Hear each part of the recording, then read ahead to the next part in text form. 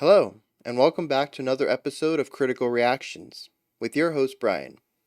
It is a new week. New week means new theme. This week's theme is dissonance. Not sure how I got talked into this one, being a huge fan of consonant music creation, but we are going to be looking at music that is dissonant. Pretty much the opposite of what I typically enjoy listening to on my own time. Alright, so we're going to start this week off with a band called Daughters. The song is called Satan in the Wait.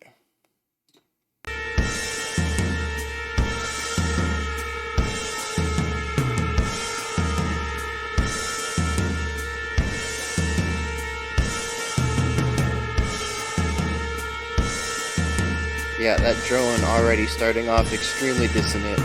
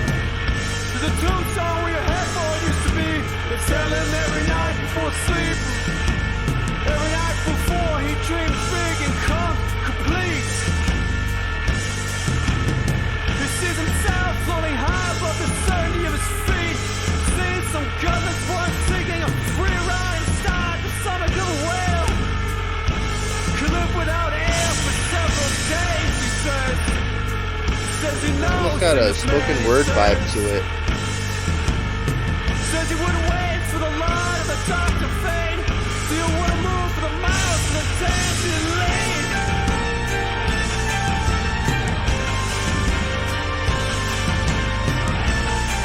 Their bodies are open.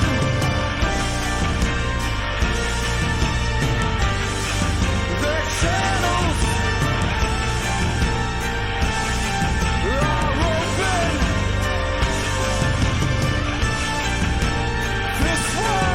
It's interesting how they're combining consonants and dissonance, harmony and dissonance.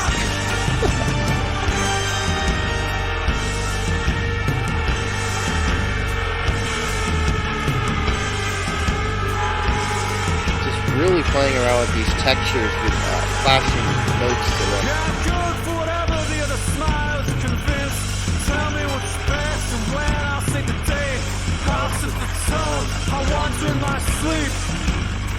It's interesting that the drone has now been replaced with just like a crackling.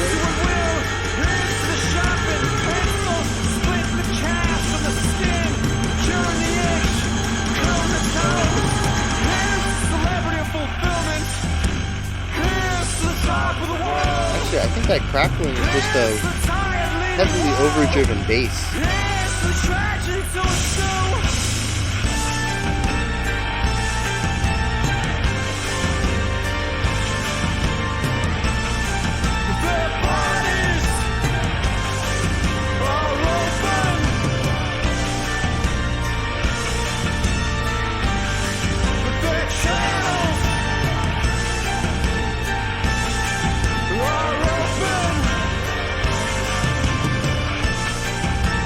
This world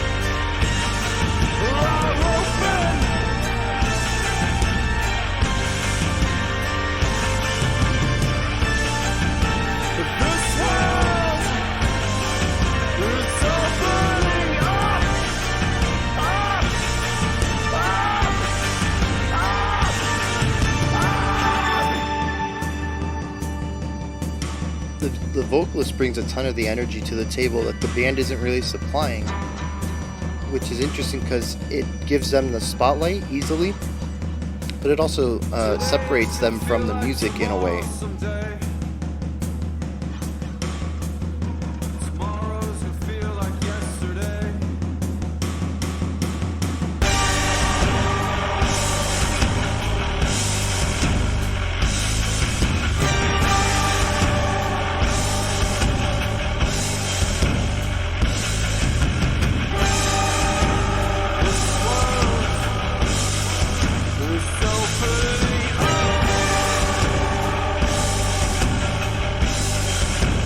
That bass just chugging down there at the bottom.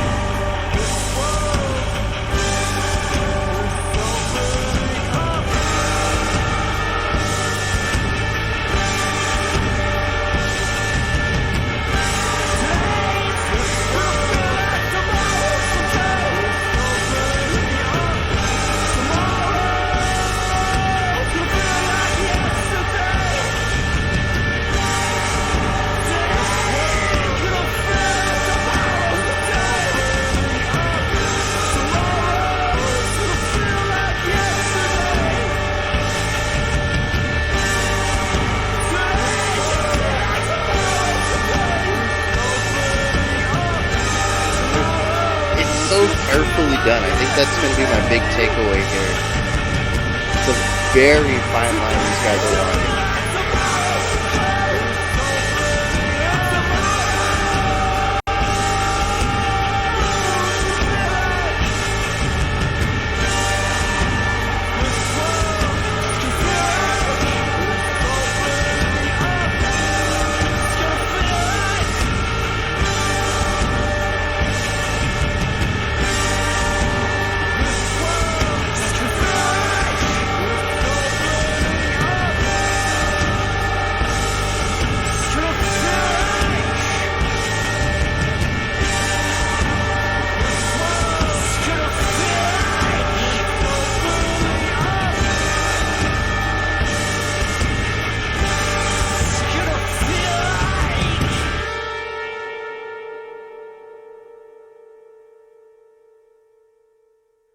All right.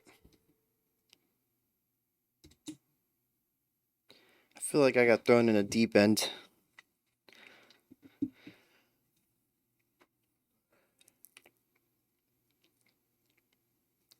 I did not like that. I'm just going to come clean on that one. That is not anything that I would typically listen to. But there are some really interesting things to talk uh, about this song. There's, like I mentioned, there's a very fine line about how to do this while still retaining some elements of traditional music. And I think also as a way to not completely alienate people who would not necessarily listen to this. There's still a lot of elements in here that help it still have a little bit more of a traditional appeal than if they went 100% hard in on that dissonance. However, that first minute or so with that drone, I think, is enough to turn most people away. I've mentioned many times in the past that the first 30 seconds of a song is going to be your hook. That's what's going to get people into your song. That's the make and break point. It's the reason why a lot of modern pop songs are beginning with the chorus these days. They want to get you, all in right from the start. So it's interesting to see them start at such a dissonant point and then to slowly reel that back in through the middle before having this explosive ending. That structure right there shows a lot of um, maybe pride, maybe confidence in what they're doing here. That if you're going to be turned away by the drone, then you're probably not going to enjoy what's at the end. But if you can stick around past that, there's going to be a solid song for you here. And I think that's probably the best way to go about writing music. I'm not a big fan of modern pop and starting with the chorus, but I understand why it's done, especially from more of a marketing standpoint than an art one.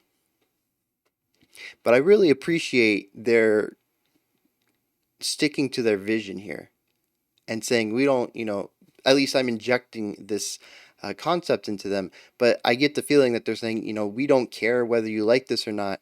We need to make this. This is our artwork. We are putting it out there. If you jive with it, awesome. If you don't, that's awesome too, keep moving. There's more music on the internet for you. That's kind of the vibe I'm getting here. Um, so yeah, let's dive into some of these ideas though. The song is a very lengthy uh, single idea track.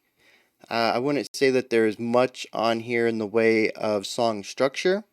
We have a single concept that is slowly embellished or worked upon or, uh, you know, built upon as a foundation from start to finish. We start out with the drone and the vocals and the drums. Eventually, the drone leaves, and we get some piano chords. I don't remember if they were chords or if they were running up a chord, one note after the other.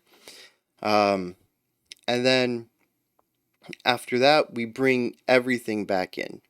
We have the drone. The bass is here too. Not at the beginning. I think the bass comes in somewhere around the middle. Um, but we bring all of it back. We bring the drone back, the piano, the vocals, the bass, everything that's been up to this point is present there at the end. And I think they even add in a couple of new voices as well with new lines just to add to that cacophony that we see at the end of the track. So we have sort of a basic song structure where every idea has a very similar foundation. Each section has an almost identical atmosphere, but there are minor differences, minor variations based on this core theme, this core concept. And at least I see the song being broken up into three sections: the heavily dissonant, the slightly more harmonic, and then the chaotic finale. So the song ends up feeling a bit like a slow burn. And given that it is this increasingly deeper dive into the madness of this chaotic dissonance we see at the end, it's a slow burn for a specific audience. But I did mention, that they toe the line. They don't go all in on the dissonance.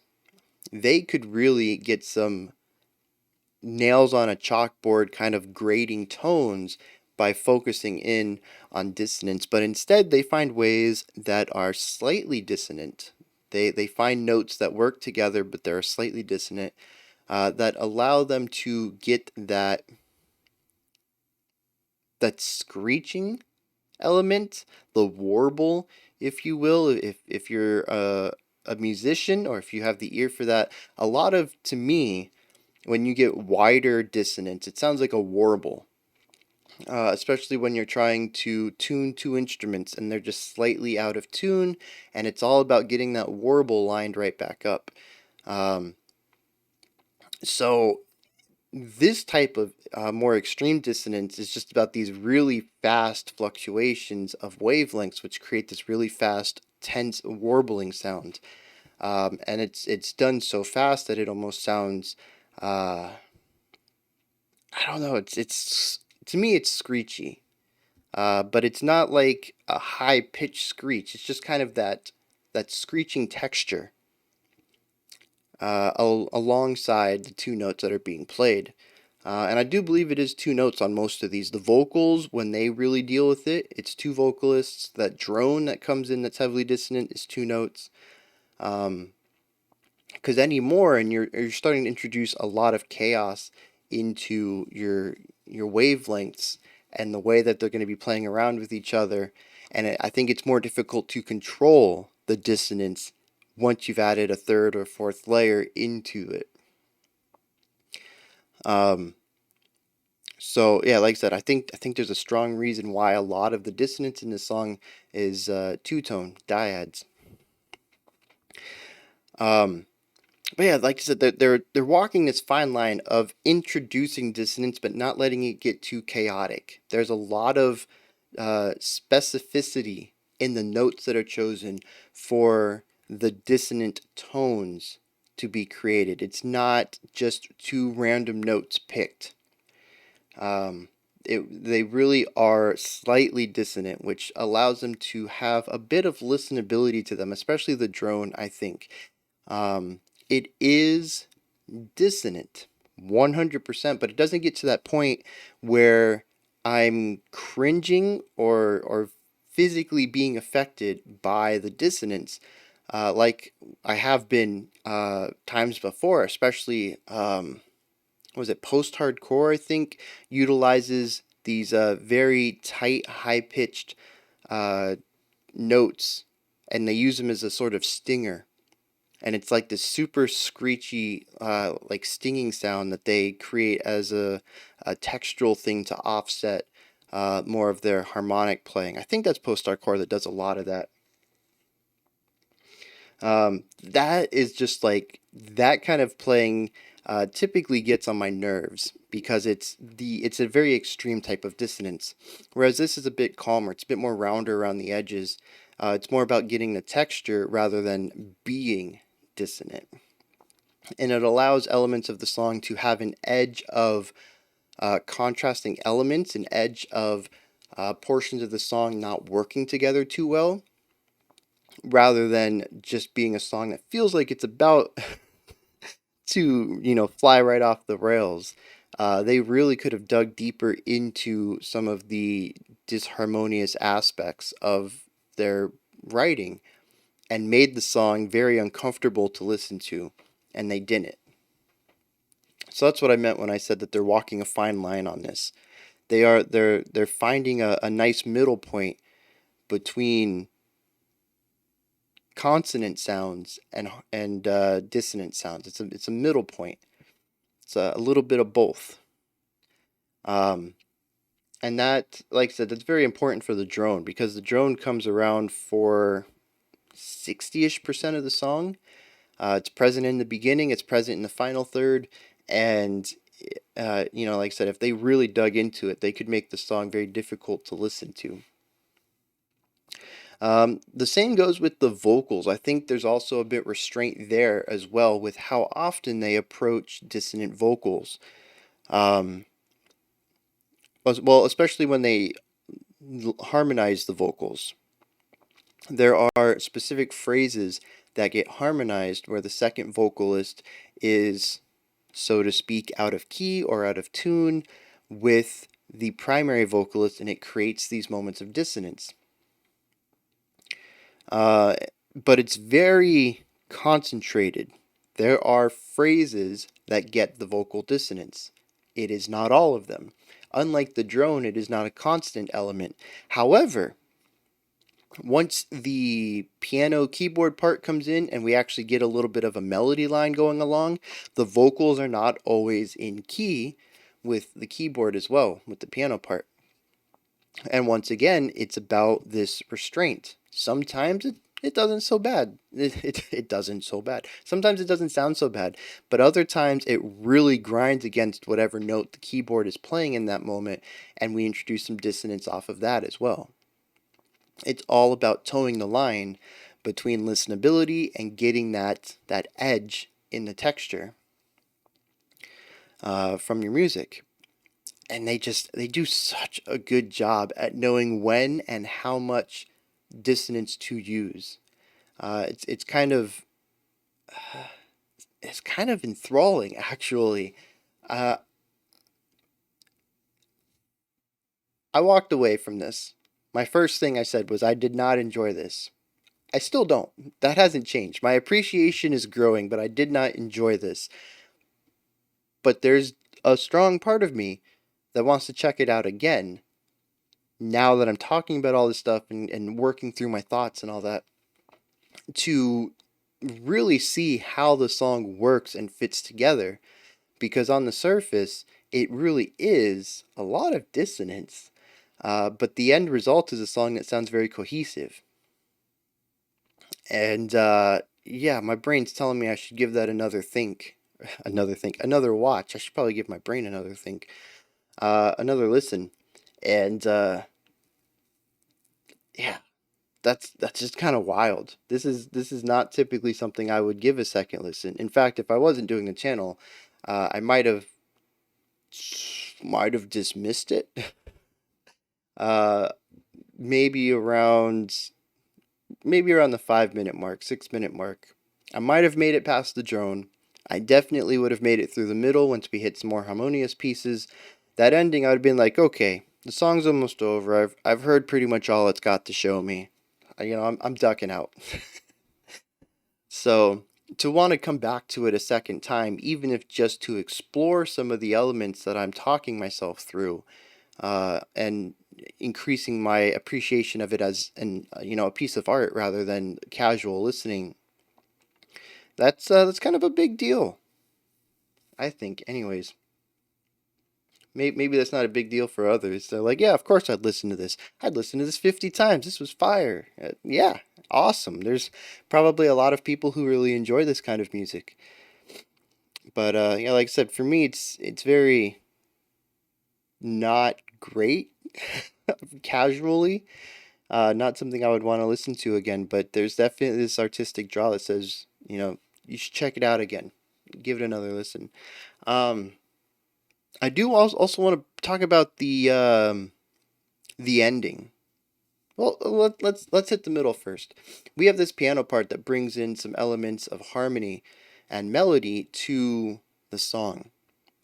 And I think this is very important, at least for me. I've talked about it in the past. Contrast is a way to emphasize the highs and lows of your song. If you want a loud part of the song to sound loud, you need to put some soft part in the song for it to be contrasted against. If your entire song is at 10 and you bump it up to 11 for the final section, it's a little bit louder. If you've been all over the place with your volume and the part right before your 11 was a 5, now it feels like a big jump. So contrast really helps elements stand out and it makes them sound more extreme. I love how they used harmony here in the middle. First of all, it gives me a little bit of breathing space. The drone goes away for a little bit, we get this piano part in, and the dissonance really only comes up when the piano is played against some notes in the vocals. So I'm like, okay, this is more of my context. It's still darker, it's still a little bit heavier, it still plays around with dissonance, but we're not diving into the dissonance. It gives me a moment to find something that I enjoy more, so that the contrasting parts, the heavily dissonant sections, one, they hit harder. And two, like I said, it gives me a little bit of breathing room. I get to find something that I more typically enjoy instead of just 7 minutes of this type of music that I'm not too hot on. But the contrast, I think, is the more important aspect. That's going to hit everybody, whether they enjoy it or not. Because that final section, when everything comes back in and we have the increased complexity in the dissonance because we have more layers playing simultaneously. We have some new ideas coming in. We're bringing back some of the more dissonant sounds like the drone. We're bringing that back, and it hits so much harder because instead of this gradual increase in complexity, we started with a semi-complex section that dealt with dissonance, then we brought it down. We reduced some complexity, we went to piano, bass, and drums, and we actually reduced some of the dissonance as well. So when they brought back the complexity, brought back the dissonance, the impact was harder. And that is definitely what you want if you're going for a grand finale there. And it was just a perfect way to do it. They subverted both their dissonance and their complexity and went with both of the opposites for that middle section. But then the final section, like I said, I want to talk about this because once again, it's towing a very fine line. There's a lot of stuff happening here. And even given the type of mix, it isn't super muddy like a post rock would go for. or post metal. I always get them too confused. I kind of view them as very similar things, but I don't think they are. I think post metal is what I mean. That very compressed wall of sound. Everything is very samey. Nothing's really standing out distinct. It doesn't really go in that direction, despite taking some ideas of compression and applying it throughout. But what we do see is a lot of instruments where they mostly stand out a little bit. There's some distance between the instruments, but they do come together to form a very wall of sound idea. But they also don't step on each other's toes. It's a very fine line, once again, between chaos and order. Whereas before it was, consonance and dissonance, and they daughters just seem to be extremely well versed at finding these middle points between opposing ideas and introducing elements of both of them while not reducing the effect that either side has on their sound. And that's really fascinating. I don't I don't know how common that is in music writing, but I think right here it's a masterclass in it, of just finding this midpoint between contrasting ideas and expertly navigating the creation of a song that plays with both sides. On multiple levels here, we have chaos and order, we have dissonance and consonance, and it's all done in this very interesting, almost spoken word poetry with a sparse background song idea concept thing. Um, it's very unique to me, but it's executed on such a high level of mastery that I can't help but appreciate what they're doing, even if sonically I really do not like what's going on. Um, so yeah, those are my thoughts on Daughters, Satan in the Wait. This is where you guys come in, though. Hit me up in the comments. Let me know if you enjoyed this or not, anything that stood out to you, maybe that I didn't talk about, anything that you think is a strong element of the song. Go ahead and leave comments. Above the comment section is a description box. In there is a link for Linktree, which will take you to a nice menu which has everything related to the channel, whether you want to support me on Patreon, join the Discord community, follow me on Twitter, email me, submit a special selection, whatever. Everything related to the channel is in there. Above that, if you could, like, subscribe, and ring the bell, I greatly appreciate all three of those things. We have one more video coming out in 1 minute and 50 seconds. It's going to be our special selection for today. Otherwise, I'll be back tomorrow at 5 p.m. Eastern Standard Time, 9 p.m. UTC. We'll be looking at another dissonant track and another special selection. Until next time, remember to be critical but not cynical of the music you listen to, and have a fantastic morning, afternoon, or evening whenever you choose to watch my videos.